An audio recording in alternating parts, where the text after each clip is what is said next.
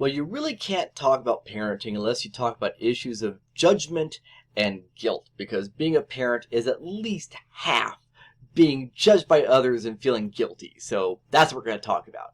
When we look at parental guilt, and that is to say that whether or not parents, it's really not parental guilt necessarily, but some data again from the Pew Center, which is just a fantastic resource on issues about just sort of generally what are people experiencing. And this data, by the way, is from 2017.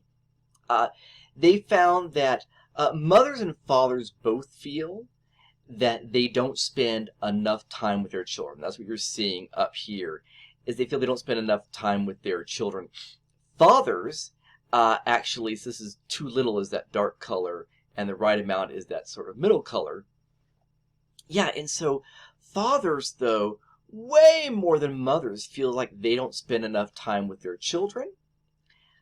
Right? So we do see that. There's a certain sense of guilt there. But when we look at why, we have the sort of obvious thing, where fathers say that it's work is primarily what's keeping them, right? So both with mothers and fathers, that number is there, pretty high. Mothers and fathers both see primarily it's work is what keeps them from spending all the time they want to spend with their children. For Ivy and I both, we would, I think, say the same thing. What's interesting is I note over here, if you look at outside of work, what are the other distractors, and how do those differ by sex and gender? And you'll notice that that children are too busy with other activities as being a reason why you don't see them so much. For fathers, that was 12. For mothers, that was 10. That's pretty comparable. But there's this other color here, right? And that was other family or household obligations.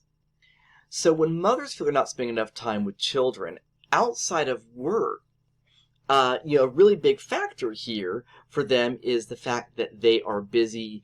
They can't spend time with their children because they're having to go grocery shopping. They're having to do meal prep. Maybe they're caring for another family member, right? If they're in like what we call the sandwich generation, where they have a parent they're caring for as well as having children, right? So we're caught in a sandwich there, right? So that's 16% of women. Well, a quarter of men say that's an issue, which is just sort of interesting. And there also is a really big difference in the challenge of not being the full-time parent, right? That's a 2-to-1.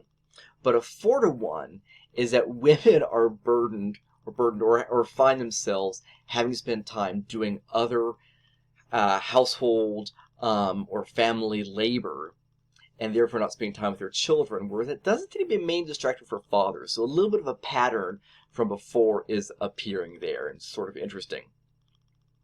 Right. When we look at the ways that women and men feel they're pressured to do things, primarily within their family, though not entirely. A couple things are personal, right? Supporting their family financially, this item here, putting an X by it, right?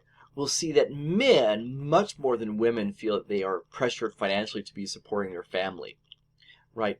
Because men are the darker green color here, right? This is the men's, right? And this is the women's, right? There we go. But in terms of being an involved parent, mothers feel very, very much pressured to be involved parents, and fathers, they feel pressured to be involved parents, but not at the same rate that women do. And this is an experience that Ivy and I have had. We talked about of having a child, or having put a child in daycare. Eleanor was in daycare, and then actually just as Eleanor was in kindergarten, here came Grant into daycare. And I felt bad about leaving Grant in daycare, that I wasn't going to be able to keep him at home any longer, that my time at home with him was up. I felt just sort of bad about it. I want just leaving him in this place. I sort of felt bad about that. When we sent our children to daycare, Ivy felt bad in which she felt socially judged for doing it.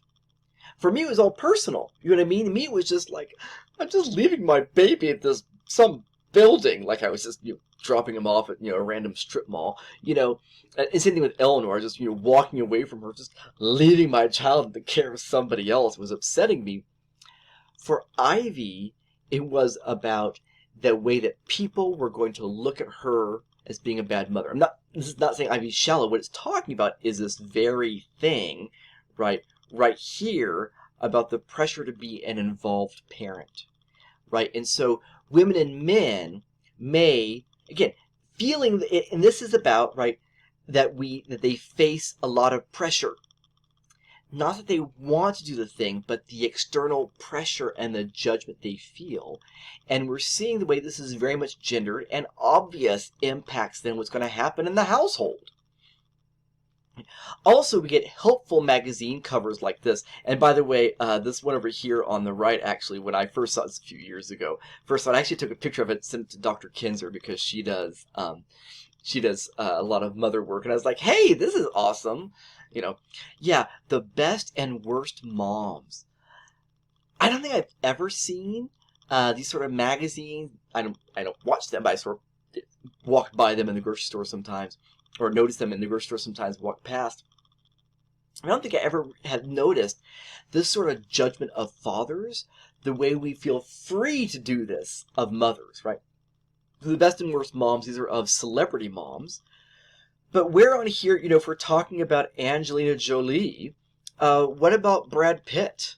I don't know. I don't know who Jennifer Lopez had her son with, that was, or her daughter with, that was Mark Anthony or not. But you know what I mean? Like, where are the fathers in all this? But we're very quick to judge mothers, right? So we do have a real pressure of judging mothers. And in fact, here's an example from 2 or 3 years ago. This is a picture that went viral. Like every good disease, it went viral, was this photo of a woman in an airport who just left her baby lying on the floor. Give me a break. Okay. First off, why to jump over this woman, I don't know. Second, if you spent much time with babies and you look at said baby here, poor little cutie, you might notice that the way that baby keeps his little arms up like that, right? And the legs sort of retracted up, that's a very young, sort of newborn-like baby. My point being, when you set the baby on a clean towel like that on the ground, they're not going anywhere. They can't roll over. They're just sort of not even very good squirmers. They're not crawling. That baby is fine. And you notice anything absent in this picture? What you're not seeing anywhere around here or around here? The woman's not traveling with a stroller. She's got her hands full already. She's not traveling with a stroller. She has no, and maybe she may have checked it because the airlines will let you check your stroller. So she has to hold the baby the entire time, the entire flight, waiting to board, during a layover, which is when this picture was taken, actually, it was during a layover. And so she decided to rest her arms by setting the baby down on a clean cloth on the floor. This is fine. But the Twitterverse had a field day criticizing her for being the bad mother who put her baby on a dirty floor. Right? The woman then went on national TV to explain that she was traveling. I believe there was a death in the family or something, and so she was texting everybody to let them know what was going on, also to rest her arms, and also she should never have to do that. She can set the baby down because she wants to play Candy Crush for a few minutes. The kid's going to be fine. But we are so quick to judge mothers. And by the way, sometime ask about the experience of when Ivy and I flew with an infant Eleanor, and whether or not anyone on airline staff thought I was able to, I'm not kidding, hold my child during flight. 3 separate employees questioned that. Okay,